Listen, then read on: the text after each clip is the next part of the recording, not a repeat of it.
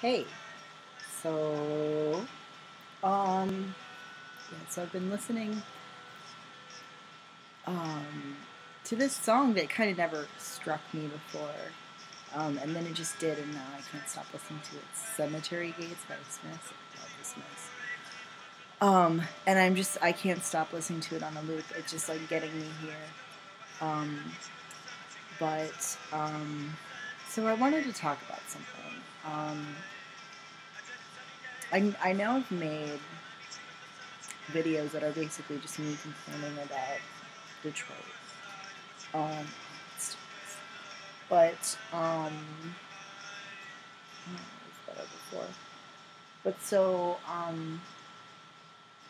had this weird. It was my mom's birthday today, so I was out there for dinner, and then I came home and I was getting off the freeway, and like the freeway exit that's like just a couple blocks from my house, which yeah, there was this car full of guys who, well, no, okay, so let's put it like this. So I stop, I'm waiting for the light to turn so I can make a left turn and go home.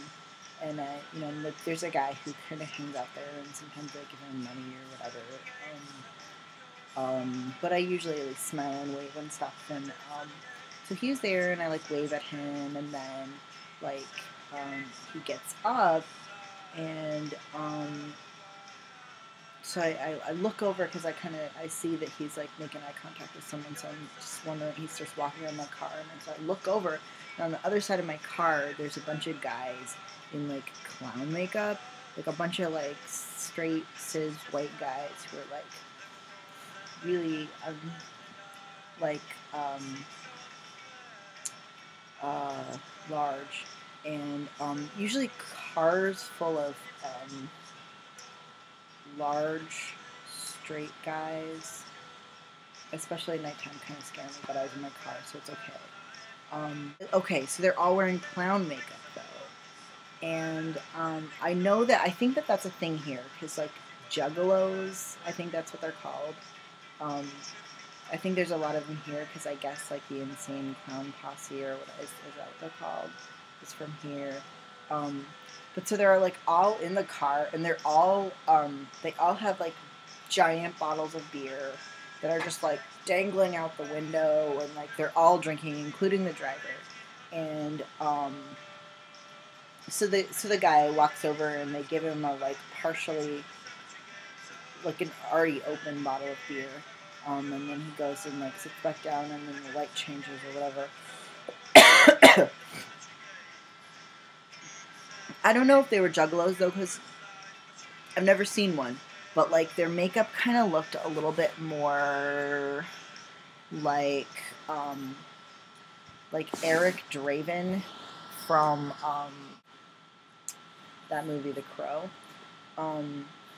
They looked like that because the makeup was all scary looking. But so guys and anyone in clown makeup, that's just like there's something disturbing about that, which is why like sometimes it's very like an effective thing in like weird, crazy art things. But the thing that was like really, really scary about that was that like, okay, I really don't drink. I went like a year without drinking at all. But prior, that ended on New Year's, and I've only drank a couple times since then,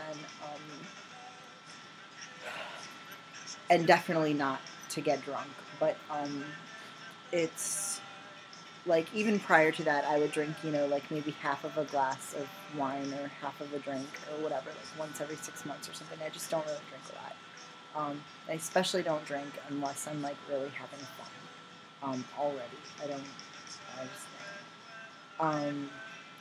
I just have a lot of experience with other people's alcoholism, and alcohol, when it's not used responsibly, really, really bothers me. So, drunk driving is something that I'm really not okay with, and like, people just do it here. It's like, it's not, I mean, it's a horrible decision all the time, but it's not someone's bad decision here. It's the default. Like, it's a horrible decision, but it's like the default to make this horrible decision. Like, of course. And like for me, like I haven't driven drunk at all. But the thing is, like, on principle, I've always thought that if you're driving, you're not drinking. You're not just like not drinking that much. You're just not drinking. And like I have had something to drink and then driven when I had like sobered up. Um, since being here and starting to drink again, which is why I decided I'm not drinking in Detroit anymore, because like that's just really against kind of like my values, I guess, or just like something that's important to me, and the fact that I've done that like 2 times since I've here, which is the reason that I decided I'm just like not drinking here anymore. Not that I drink that much anyway, but it just like the thing about that situation, I don't know, like it just bothered me. It really, really bothered me that like I could just be there and there's this weird situation of these like drinking open containers in a car of these guys wearing clown makeup. And like I just it bothered me, but it should have bothered me more. And like I should have been more outraged by it. And then when I started to realize that like people drinking, not just drinking, driving drunk, but people like drinking alcohol in the car as they're driving, like in their cup holder or whatever, like is just normal to me. Because I live in this place where everyone does it, like that really freaked me out and made me pissed off. And there's another thing that just made me feel like I just need to get the hell out of here. And really, the transphobia here bothers me a lot and really, really gets to me, and I hate it. But the thing that bothers me more than fucking anything is the drunk driving. Like, how depressing does a place have to be for people to just be cool with drunk driving? Like, they just don't really care enough not to not drink because they're the one driving. Like it's just really, really sad and depressing, and I hate it. And I don't know. I think that just like never drinking within Detroit is just, I just don't want to be part of that. Like, I really don't want to be part of that. And like, just like I feel like I'm in more danger of becoming like a hipster the longer I'm here. Like, I think that not drinking is one of the things that like separates me from becoming part of that. So even though like I can technically drink because my year of not drinking's up, like I have no desire to drink in Michigan ever. I don't know.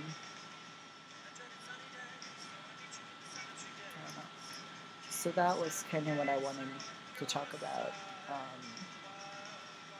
My puppy back. My puppy was staying at my parents' house for a couple days because I was dog sitting for my aunt, and like he gets along fine with her dogs, but I think it was just too much.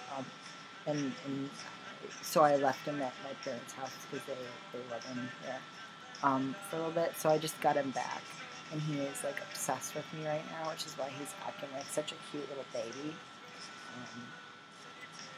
And he's being so licky. He really likes the licking. I really dislike the licking. But I don't know. I don't really want to preach to anyone about anything, but drunk driving is just stupid, and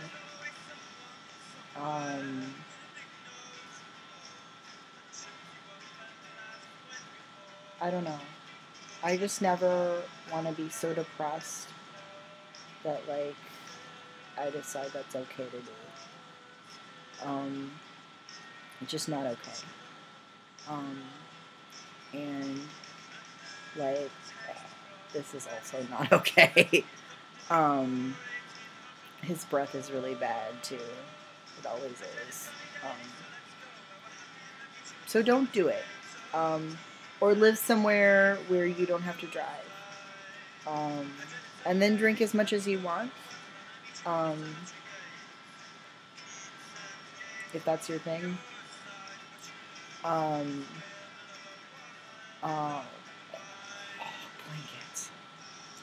I love him. Anyway, I think there was one other thing that I wanted to talk about, but I really don't remember what that was. Mostly I just wanted to talk about drunk driving. And my cute puppy. And those weird juggalo guys. I think they were juggalos. I don't know. I think that's supposed to be a thing in Michigan, but I had never seen one before, so that was really strange. But I remember what I was going to talk about. I'm listening to this. I listen to a lot of audiobooks because I have a really long commute to work, and I'm listening to this one right now.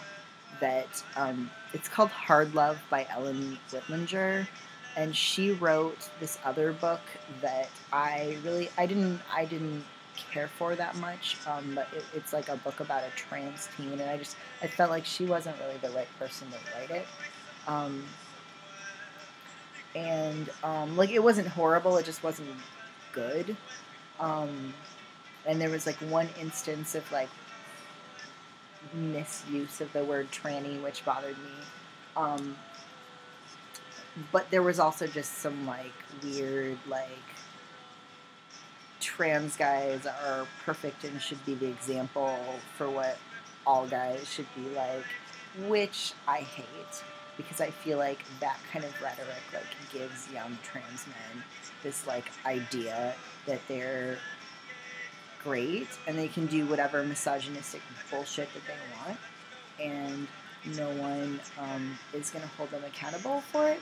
And so then when they do whatever misogynistic bullshit they want, no one holds them accountable for it. And that's cool. And that's just like the way things are. And people are just like, yeah, isn't he radical? He's like a trans guy. Maybe he'll be my boyfriend. And I can give him his testosterone shots, and he can tell me all of his sensitive moments and his problems, and I can feel like I'm doing something important because I'm helping him or something. I don't know. I fucking hate that. But so I didn't like that other book that she wrote. So I didn't think I would like this other book, but I decided to read it anyway. We'll listen to it on audiobook. And it's called Hard Love. And it's about these two kids who kind of form a friendship through like writing zines. And one of them is like a dyke, and one of them is like a guy who's like not really sure if he's straight or gay or whatever, and he's not really interested in dating. They're both teenagers. And it's been a while since I've read something that was like really angsty like this.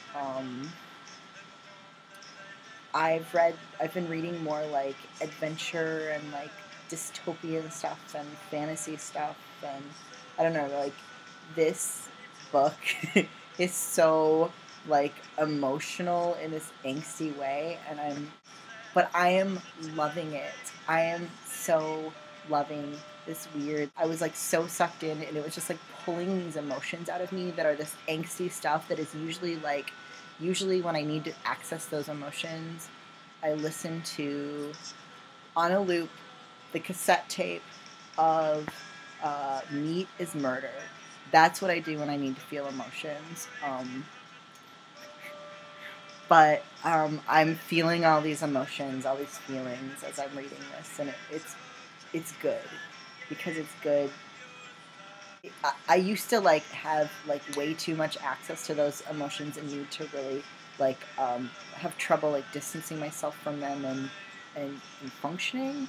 And then I started testosterone a billion years ago and was able to, I don't know, like it was a cool trick in the beginning because like my emotions had been so like debilitatingly like huge and insurmountable. So it was cool at first to like not feel them that much, but like that kind of went away and I have a lot of trouble accessing my emotions. So listening to this book that's more like realistic fiction that's all about teen angst and like these like devastating problems that are just like actually feels kind of good because I really I don't like drama in my own life and I'm kind of afraid of it and I don't like it and I just like to stay away from it and I think that's probably a healthy thing but like I feel like it's good to kind of like tap into those like intense emotions sometimes. So I'm loving this book. Anyway, this is getting long. I'm gonna have to edit down anyway. But he says what too.